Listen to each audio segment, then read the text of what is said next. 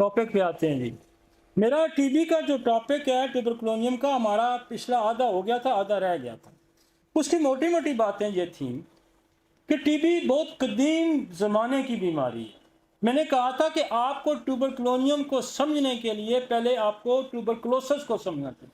मैं राहत एक बंदे का लेक्चर सुन रहा था, तो वो कहता है ट्यूबरकुलोनियम जो है वो ट्यूबरकुलोनियम की डिजीज से बनती है।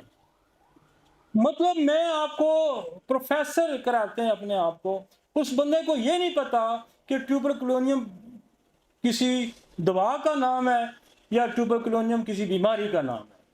खुदा गवाह है। तो मैंने जब वो यही समझाना शुरू किया ना उसने, तो मैंने पूरा फिर उसका लेक्चर सुना। मैं कहा ये क्या कह रहा है। तो बात बस शौक है ना, मैं मीडिया पे जाने का हमें शौक है कि हम बोलें, लेकिन यार बोलो, जो एक्सपीरियंस है वो बोलो, जो आपको आता है वो बोलो, जो नहीं आता उसको क्लैरिफाई करके। ट्यूबरकुलोनियम is not disease, disease is a tuber. तो मैंने कहा था ट्यूबरकुलोनियम को समझने के लिए आपको ट्यूबरकुलोसिस को समझना, यही कहा था ना मैंने। फिर मैंने कहा था कि ये किसी बैक्टीरिया से, मायोबैक्टीरियम इसका बेसिकली सोर्स है, ये उससे टीबी होती है। और जो हमारा नसोड है उसी बैक्टीरिया के हिस्से से, जिस हिस्से को वो खराब करता है वहां से, या तो उससे पस से या उसके स्पूटम से बनाया जाता है।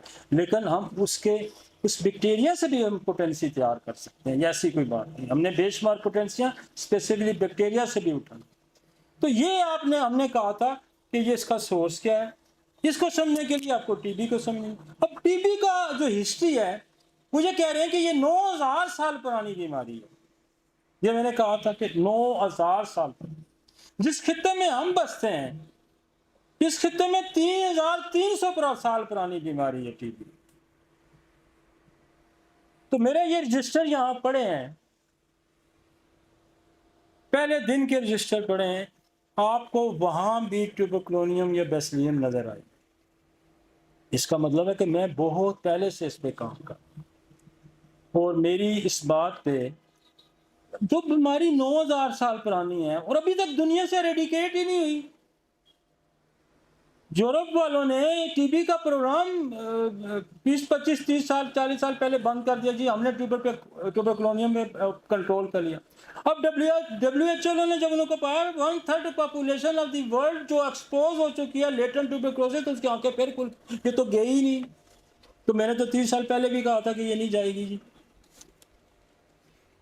तो एक तो ये ध्यान में रखें कि ये बड़ी बीमारी है, पुरानी बीमारी है, और अभी भी 1/3 पॉपुलेशन को इसने अपनी लपेट में। मैं अगर इसको इग्नोर करता हूं तो मैं तो डॉक्टर ही नहीं हूं। मैं ये कहता हूं कि जी नहीं, मैं तो टीबी को मानता ही नहीं हूं। भाई मैं, तू नहीं मान 1/3, मैं नहीं मान। दुनिया का सबसे बड़ा डाटा WHO वाले वो कहते हैं 1/3 आबादी है इसकी।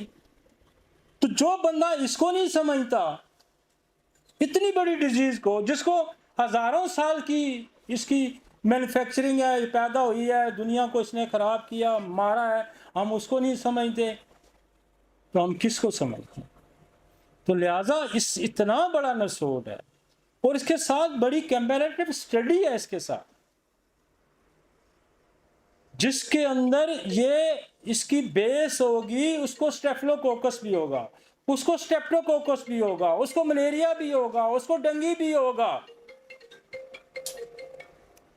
मैं इसलिए कहता हूं कि ट्यूबरकुलोसिस जो है, मैं नहीं कहता, मुझसे पहले जो लोगों ने, मैंने ट्यूबरकुलोनियम के बारे में बात करी। ट्यूबरकुलोसिस के बारे में वो कहते हैं कि ये मदर ऑफ डिजीज है, कोई कहता है ये फादर ऑफ डिजीज है, कोई कहता है ये फादर ऑफ डिजीज है। तो हम ये कहते हैं कि जो ट्यूबरकुलोनियम जो नसोड इससे बना है, ये मदर ऑफ इन्फेक्शियस डिजीज है, ये जेनेटिक डिसऑर्डर की डिजीज है, ये ऑटोइम्यून डिजीज का बेसिक इसका हिस्सा है। तो बहुत सारी क्रॉनिक डिजीज को, अगर हम ट्यूबरकुलोसिस को नहीं समझते तो हम बहुत सारी क्रॉनिक डिजीज को नहीं समझते। इस नसोड को हर सूरत में हमने समझा। अगर इस पे हमारी, और बाज़ दफ़ा मैं आपको बताऊं कि एक डोज से मरीज वैसे ही ठीक हो जाता है। ट्यूबरक्लोनियम या बेसिलियम दे के, एक एक डोज से वैसे ही लोग ठीक है। मेरे पास लोग आते हैं, मुझे 15 साल से नजर नहीं जा रहा, मुझे 20 साल से साइनसाइटिस है, मेरी खांसी नहीं ठीक हो जा रही, तो हम तो एक ट्यूबरक्लोनियम दे के असर दे देते हैं तो अगले हफ्ते में ठीक हुआ होता है, क्योंकि हमने बीमारियों की बेस को समझा, बीमारियों की बेस पे समझा। और आप ट्यूबरक्लोनियम पे आपको हजारों लेक्चर नेट पे मिलेंगे, लेकिन जो लेक्चर हमने प्रिपेयर किया है और जो हमने इसको दिया कि किसी माई के लाल ने आज तक ट्यूबरक्लोनियम को इस तरह समझा ही नहीं।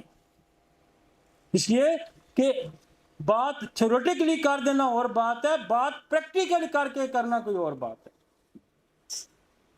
तो एक तो ये आपके जहन में, और फिर इसकी कॉम्प्लिकेशन और हमारे साथ बढ़ी है। मैं आपके डिटेल पे चला जाता हूँ, इसकी कॉम्प्लिकेशन हमारे साथ और बढ़ी।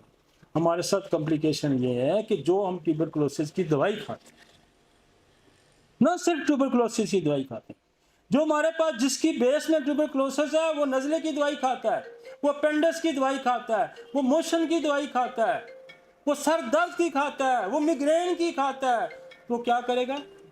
कॉम्प्लिकेशन में लेके जाएगा मरीज को, क्योंकि इसने उस दवाई को टिकने नहीं देना।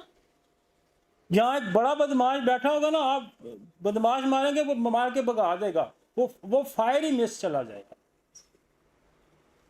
उसके बंदे बैठे होते हैं ना, कहते हैं हाँ किधर से आए हो, चल भाग।